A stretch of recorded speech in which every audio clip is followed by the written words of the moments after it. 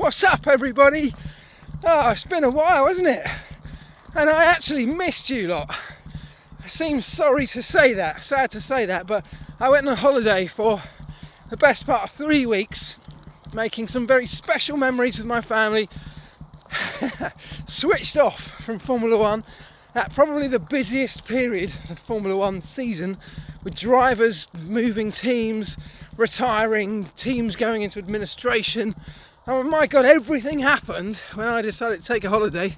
But I actually missed you lot. I missed the process of going through comments every day, responding to you, the interaction. It just shows what a huge part of my life you guys have become over the course of this year. But anyway, that's enough of that soppy business. It has been an amazingly busy period of Formula One, and we'll get into most of those stories over the next few days and weeks, I guess, as they unfold further. But today is Q&A Monday, which means it's time for Ask Elvis. Thank you very much for all of your questions. Apologies to those of you who've been getting in touch over the last few weeks and I just haven't responded. I really did promise Mrs. P that I would switch off for 2 weeks while we were away, and I did exactly that. It was lovely, although I'm glad to be back. Roll the sting!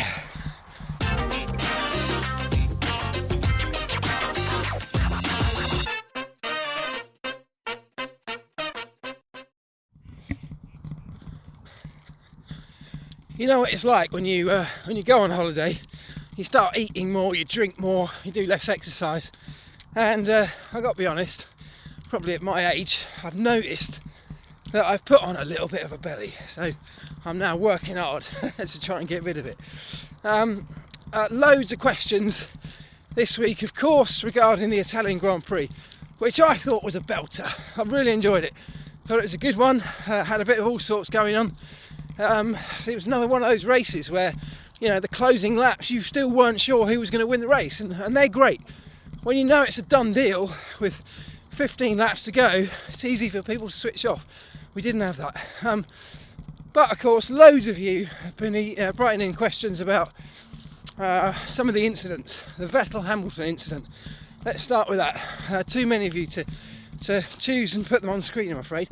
But my view on that was that it was a racing incident. I don't think anyone needed penalising for it, so I think the stewards got it right.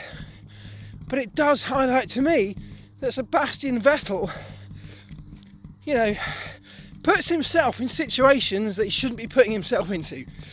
I think he is hot-headed. I don't think he thinks about the long game sometimes. And I think that particular incident at the start of the race yesterday kind of highlights that. He was too busy thinking about racing his teammate on the first lap, when actually the bigger picture was just to keep Hamilton behind.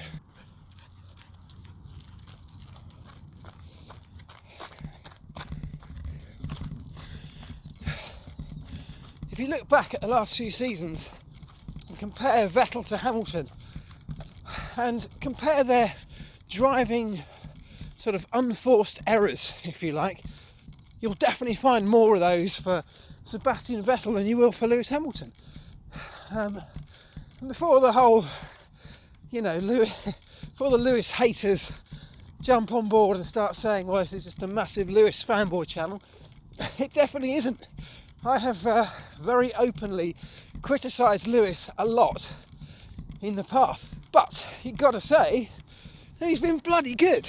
And if he sees a weakness in somebody else that he sees in Sebastian Vettel, I think he saw it particularly at Azerbaijan last year.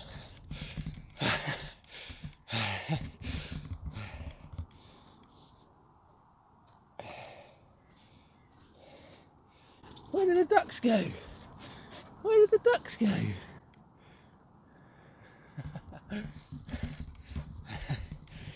It's beautiful, isn't it? If you show Lewis Hamilton a weakness, he will capitalise on it, and I think that's what he's doing. He knows that Sebastian Vettel will get himself into those situations, and Lewis is more than happy to pile that pressure on. So, for me, no one was at fault for the incident. But Sebastian Vettel definitely shouldn't have put himself in that situation in the first place.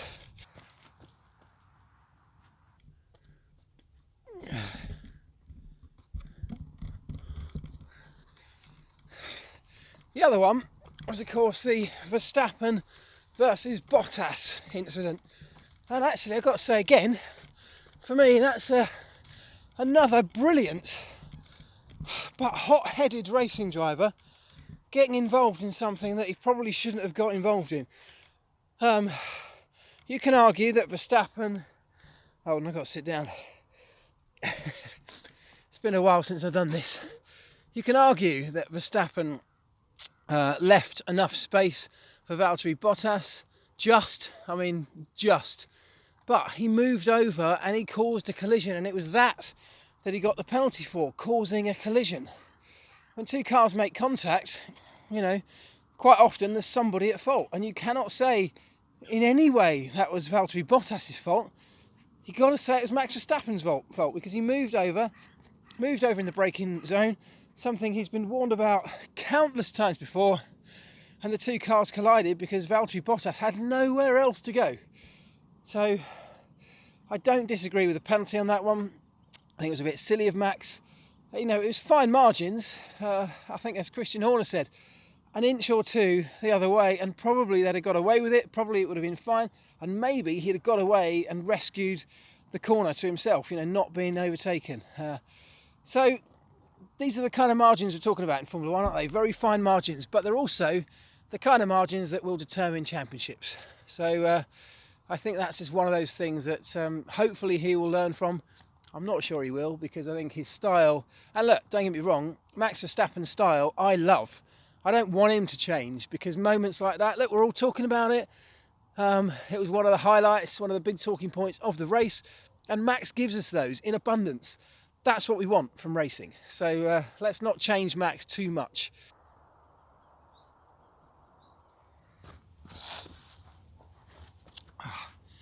Danny Elvis says, got any thoughts on Sebastian Vettel's unsafe release? I have got some thoughts on that. I actually think it's very strange that that was not even investigated during the race. Now I know that the Sauber that he pulled out on had a heavily damaged car, so maybe that's the mitigating circumstances, but to not even investigate it seems very strange. Of course Sauber are never going to put in any kind of protest against their kind of parent team Ferrari. That's got to have a big part to play in it, but for me, the stewards should be looking at that going, it's a slam dunk unsafe release. We've seen hundreds of them over the years. Almost all of them have been penalised with a time penalty, and so why wasn't that?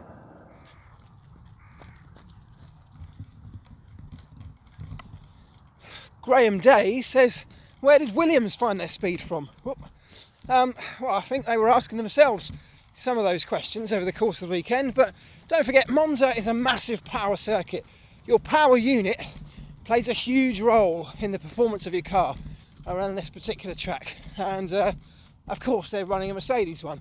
If you think about it, Mercedes have won every single race since the dawn of this hybrid era at the Monza track, and that's no coincidence. That's because the power that thing can produce, consistently, lap after lap, the amount of time that they are able to run in the sort of higher end of the range of power modes, perhaps compared to some of the others, is significant. So I think that's a big part of it. Of course, their car clearly works a little bit better in low downforce conditions. The way that it handles those particular tyres. There's always a number of factors that go into the performance of any car. I thought their drivers actually both did a really good job this weekend. So all of those factors, of course, come together to give them a good result. Ben Petts says, your thoughts about the current McLaren performance? Well, look, their performance, in terms of the performance levels of the car, have been alright, haven't they? I mean, I think they surprised themselves at Monza. They were actually going to take planned strategic engine penalties in Monza because they thought it would be a really tricky circuit for them, and in the end their performance surprised them with how good the car was. I think that's testament to the Renault power unit, of course, but also they've obviously managed to dial in some performance to that car. What they haven't yet managed to nail, of course, is the reliability, and that is killing them. It's hampering them doubly because they didn't take the engine penalties because the performance of the car was actually much better than expected, and yet they still didn't finish a race with Fernando Alonso.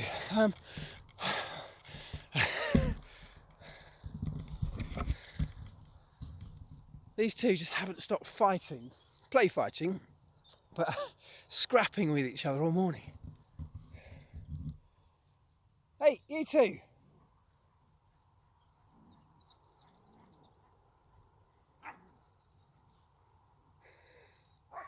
Wilson, come on, come here.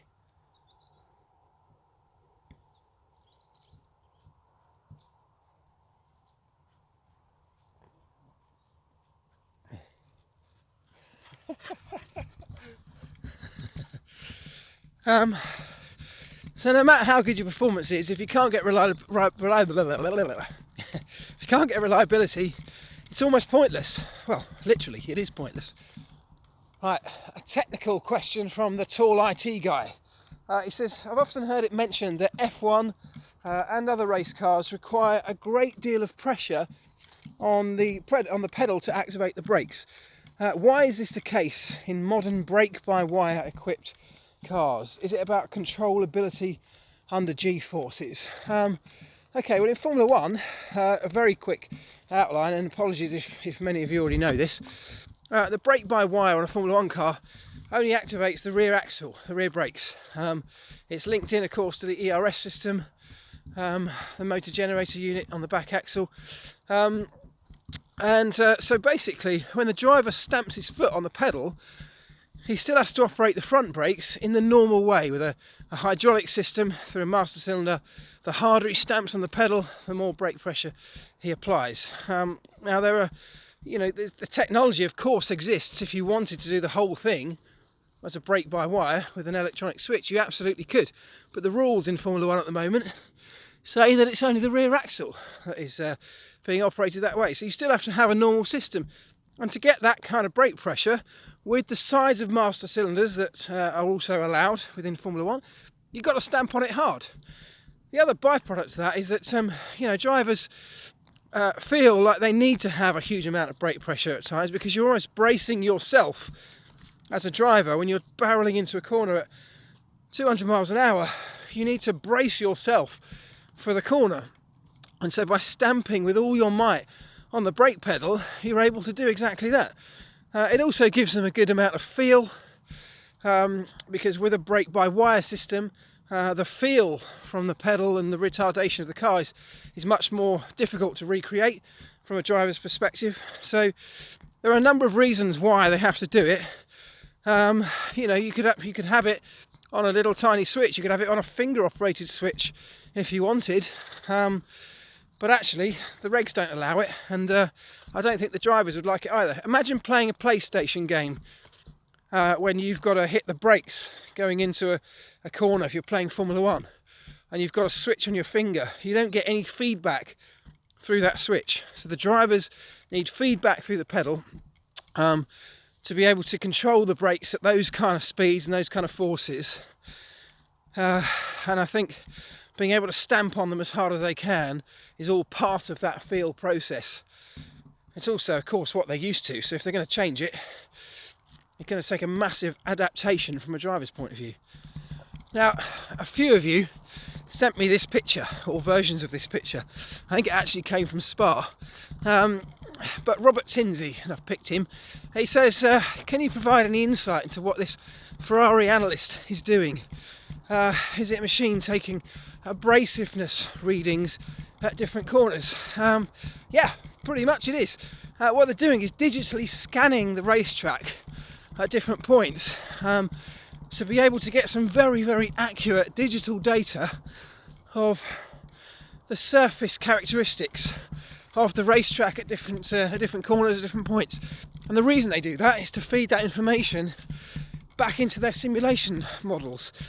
When you're running the car on a simulator before the race weekend, which they obviously always do, and during the race weekend, one of the most difficult things to accurately model is the sort of grip levels of the tarmac, the lumps and bumps, the abrasiveness of the tarmac, particularly if a surface has been resurfaced or a racetrack has been resurfaced. You need to get some accurate data. So, my God, I'm out of practice for this. It's even my arm's even aching holding this camera. That's how long I haven't done it for. So yes, that's what they're doing. They're building up a data picture of the racetrack surface at macro level. This is a good one. Linda Simpson says, have the Italian F1 fans always been so unsporting? Have they always booed anyone who doesn't drive for Ferrari? I seem to have noticed it more in the last couple of years, but maybe they've always done it and memory's failing me. They have always done it, and I can absolutely vouch for that, because when back in the early 2000s, when I was working at McLaren, we had Mika Hakkinen and David Coulthard, and the big rivalry at the time was Mika and Michael Schumacher. Michael, of course, driving for Ferrari. We'd go to Monza, and the hatred towards us was so strong that I remember walking through part of the Monza paddock where they had fans sort of fenced off to get into the circuit one day in my McLaren shirt, and people throwing things at us, spitting at us, literally trying to reach through and rip the shirts off our backs. And that's not an exaggeration. At times, the rivalry was so bad between the two teams that we, as a team, opted to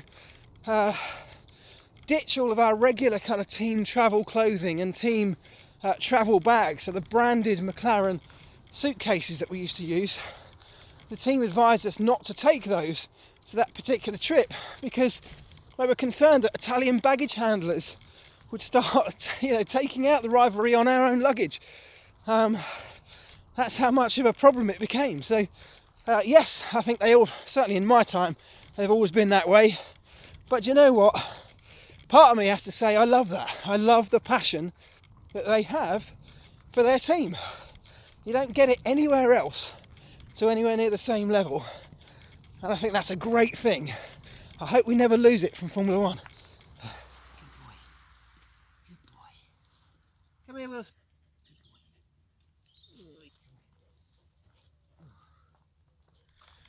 Right, let's end it with this one from Mike Rothwell, who says, if someone puts on a brand new set of the softest tyres for the race with a couple of laps to go, like after a puncture, shouldn't their last lap basically be as fast as their qualifying lap, assuming identical track conditions, proper temps, highest engine settings, etc.? Well, there's a big assumption, first of all, there. And the biggest problem with that assumption is that engine settings would not be the same, or highly unlikely to be the same, in the last lap of the race. In qualifying, you can crank everything up to the max, because that's what you need for that one lap. In the race, and don't forget, your engine manufacturer gives you very limited amount of usage of those highest engine powered modes, very limited amount of usage to last over the course of the 7 race lifespan of your power unit. So in the last lap of the race, highly unlikely you're ever going to be allowed to use that engine mode. You can't underestimate how much of a difference those highest powered engine modes can make to your lap time. That's of course why they save them for qualifying. So that, first of all, immediately takes a big chunk of time off your lap time when you can't use that for the last lap of the Grand Prix. I mean, there may be the very rare occasion when, everything's on the line, you're fighting for a championship. It's the last lap of the last race of the season, for example, and your main rival's just down the road and you get given permission to just crank it up. Of course, on those occasions, you will be able to use it, but it's highly unlikely at this point in the season that would ever happen. So that's one thing. The other thing, tiny small factors that make a difference to lap time later in the race are things like you've probably lost a few points of downforce by the end of a Grand Prix because the little slot gaps between all of the different elements of your wings, for example, might have filled up with bits of tyre rubber, for example, losing you a certain amount of downforce. Not a huge amount, but you will have lost some. and increasing drag, of course. You may have picked up little bits of damage here and there. So there's a number of factors. Generally, your car by the end of a race is a bit more tired, a little bit more weary than it would be in its freshest, highest power, fastest mode possible in qualifying. So those are the main reasons. The biggest one though has to be engine modes. I hope that answers that. Right, I'm knackered, but I'm glad to be back. I hope you've missed me as much as I've missed you guys, and we're back to normal schedule as best as whatever that might be. I don't know if we had a normal schedule for a while now, but back to some kind of normality. Thank you so much for all of your questions. I have been dipping in and out while I've been on holiday, and I really do appreciate the fact that you've all stayed in touch, even though it's been quiet on the channel. Appreciate your patience. Right. I hope you've enjoyed the video. Please do like it, share it around, tell your mates, because for the second half of this season we're going to try and ramp things up on the channel, I hope. Some bits of exciting news that I can't share with you yet, but I will be able to soon. So please do subscribe if you're not already, and tell your mates about it. And I'll see you next time.